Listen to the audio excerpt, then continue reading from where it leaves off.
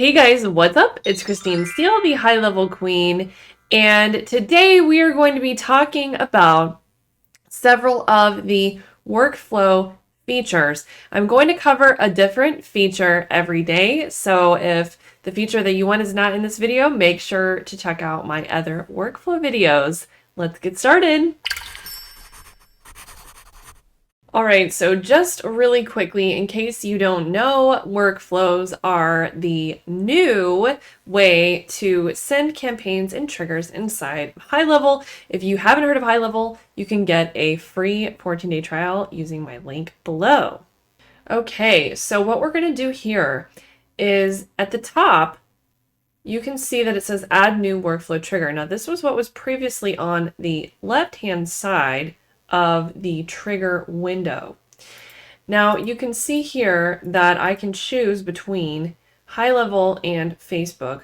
I'm just going to keep it on HighLevel right now, and that I can run triggers on anything from appointments to D&D, contact tag, customer replied, email events, forms submitted, surveys submitted, etc. Okay, so let's just say that I want to run it on when a contact tag is added, and then I can add a contact tag.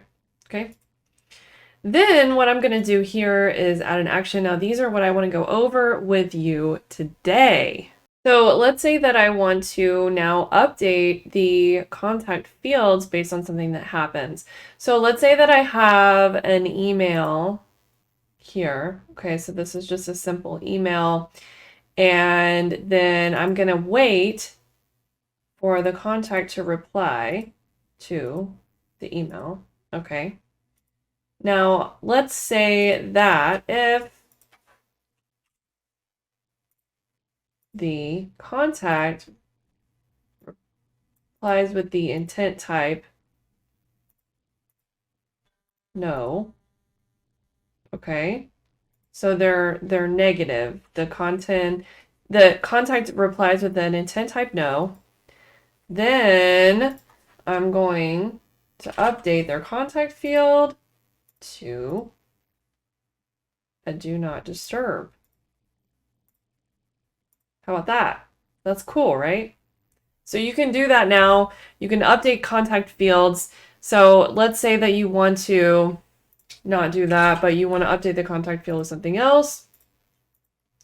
You can literally update anything you want. The business name, the source, the contact type, the country, the email, the name, the street address, phone number, and then all the custom fields that you have, you can also update inside of a workflow. So you can basically do anything that you want to do based on whatever happens in this workflow on the contact field. Pretty cool, right? So again, for this one, we're saying we're sending them an email, then we're waiting for the contact to reply. Okay, so you would probably wait longer than 5 minutes, but I'm just doing that to show you. And then let's say that they reply, right, with a negative intent, then we're going to mark them D&D. So that'd be if you emailed them and you said, hey, do you want to get more leads? Hey, do you want to get more? You text them and you say, hey, do you want to get more leads? Or hey, can I help you to expand your business this year? And they say no. Well, they're obviously not interested in talking to you, right? So you can mark them D&D. Or if they say something like, you know, don't contact me again, right? You definitely want to make sure that you do that. All right, so hopefully that helps you on creating actions inside of workflows. And again, don't forget to check out the rest of my workflow videos if you didn't find what you were looking for. If you need a free 14-day trial, use the link below to get my bonuses. And don't forget to like and subscribe so you don't miss any future videos from me. And I'll see you next time.